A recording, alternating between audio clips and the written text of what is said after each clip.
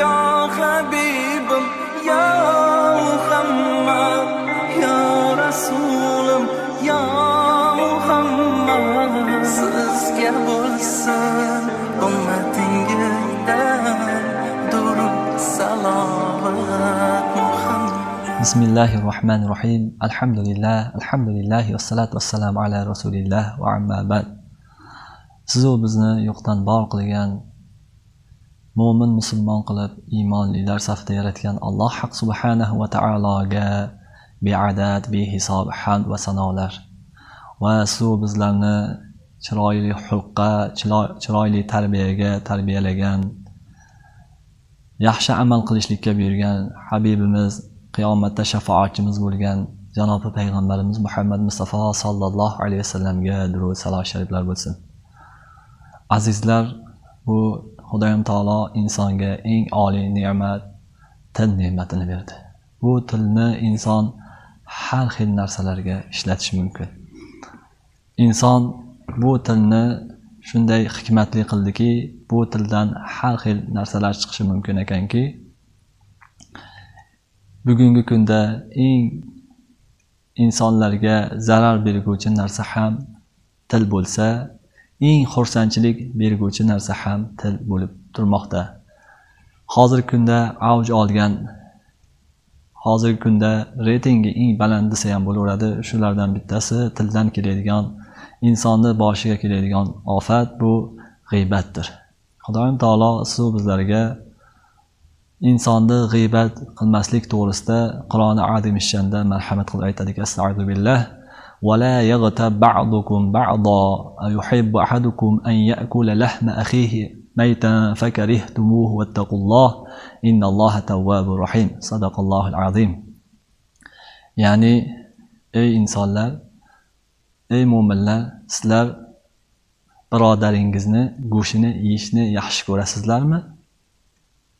Xudoyim taolo oyati davomida siz bizlar yo'q javob berishimizni bilib, albatta yo'q deysizlar, yomon ko'ramiz, karih sanaymiz deysizlar deb oyati davomida aytadi. Dar haqiqat biz o'lgan o'limtikni, go'shtni yeyishni yomon ko'ramiz. Misol uchun bir chekkada bir qo'y o'lib yotgan bo'lsa yoki shunga o'xshagan narsa bo'lsa, albatta unga jirkach nazar bilan qaraymiz, uni hech qachon so'yib yoki olib go'shtini yemaymiz.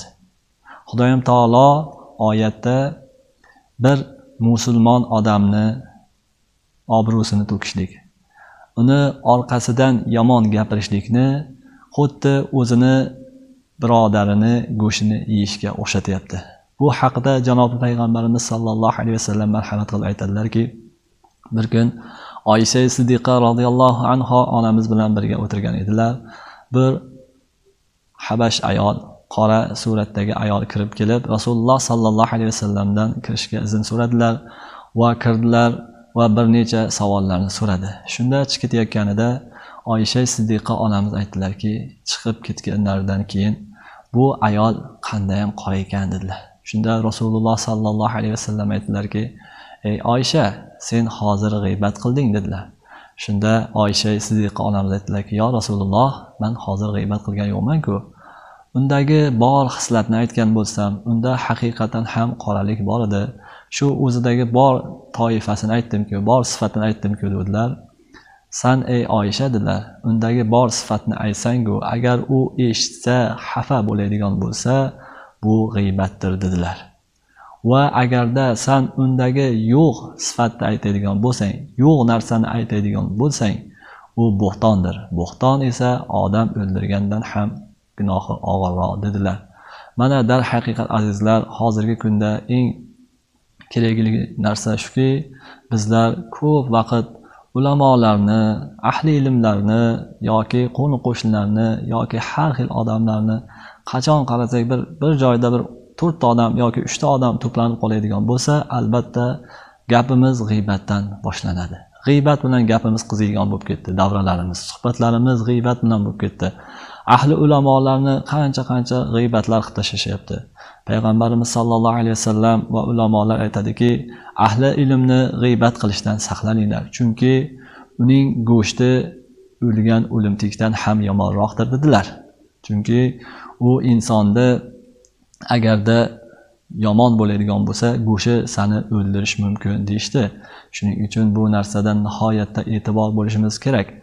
Rasululloh sallallohu alayhi vasallamning zamonlarida bir sahobiylar davra qilib o'tirishganida, shunda ikkita sahobiy bir sheriklarni aytdiki, biz hech narsa yegan yo'q bo'lsak, borib Rasululloh sallallohu alayhi vasallamning huzurlariga borib bizga bir taom olib kelsang, bir go'sht yesak, go'sht yegan yo'q deydi. Haligi insonni jo'natishdi. Haligi inson Rasululloh sallallohu alayhi vasallamning huzurlariga bir taom, go'sht so'ramoqchi bo'lib bordilar va borib Rasululloh sallallohu alayhi vasallamning huzurlariga kirib, "Assalomu alaykum ya Rasululloh. Mani birodarlarim bir necha kundan beri go'sht yegan yo'qdik.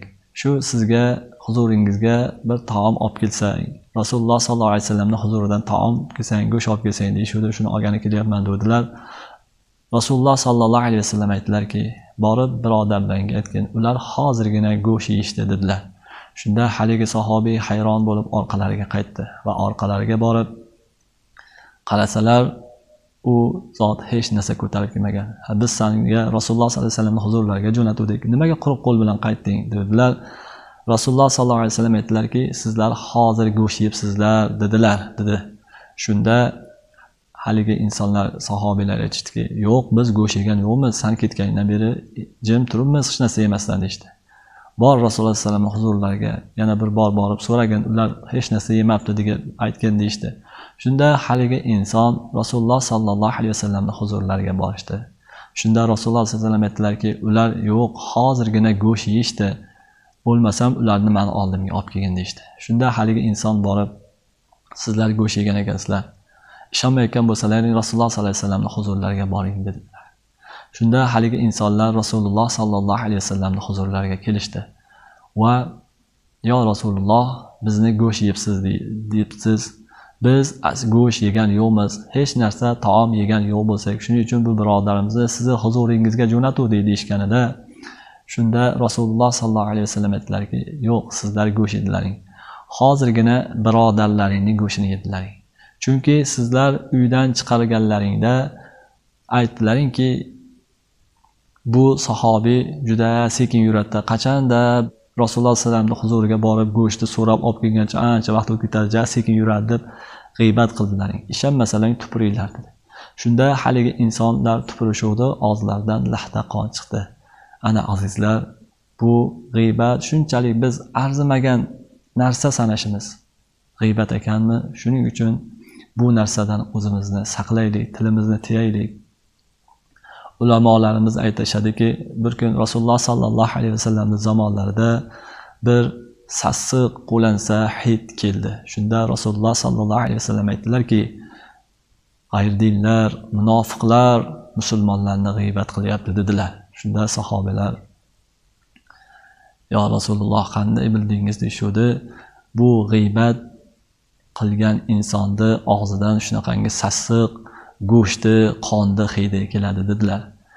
Ulamolarimiz aytishadiki, bizning davrimizga kelib endi insonlar g'iybat ko'payib ketgan bo'lsa, nimaga Rasululloh sallallohu alayhi vasallamning zamonlarida hid kelgan bo'lsa, bizi paytda bu hidni biz sezmay qoldik yoki bizi dimolarimiz bekib qoldimikin deb hayron bo'lishadi.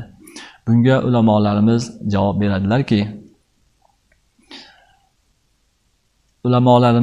beradilarki, burun siz bir qishloqqa boradigan bo'lsangiz, o'sha qishloqda hamma insonlar teri oshlovchi bo'lsa, siz o'sha qishloqqa kira olasizmi? Bilsak, albatta teri oshlaydigan joyda juda ham qo'lansa, sassiq hidlar keladi. Terini oshlashlik, teridan chiqadigan hid hech yangi borgan odam hattoki yerda taom yeyishga botin olmaydi, ko'yni ayniydi. Juda ham qo'lansa hiddan taom yeyolmaydi. Lekin o'sha yerda o'tirgan insonlar bemalol taomni yuradi, choyni ichaveradi, hech ham o'sha hidni sezmaydi. Bu yoqdan yangi borgan odam albatta o'sha hidni sezadi. Bizi davrimizga kelib ham azizlar g'iybatlar ko'payib ketdi. Shuning uchun bu g'iybatni hidini, go'shtni hidini biz sezmay qo'ydik. Jon birodarlar, Allohdan qo'rqaylik. Bir-birimizni g'iybat qilmaylik. Xudo uchun taqvo qilaylik. Alloh haq subhanahu va taolo siz bizlarni tilimizni yaxshi ishlarga sarflashlikni o'zi muyassar aylasin. Turli xil g'iybatlardan, ulamolarga bo'xton qilishlikdan, fitnalardan Alloh subhanahu va taolo o'zi asasin. Va anil hamdulillahi robbil alamin.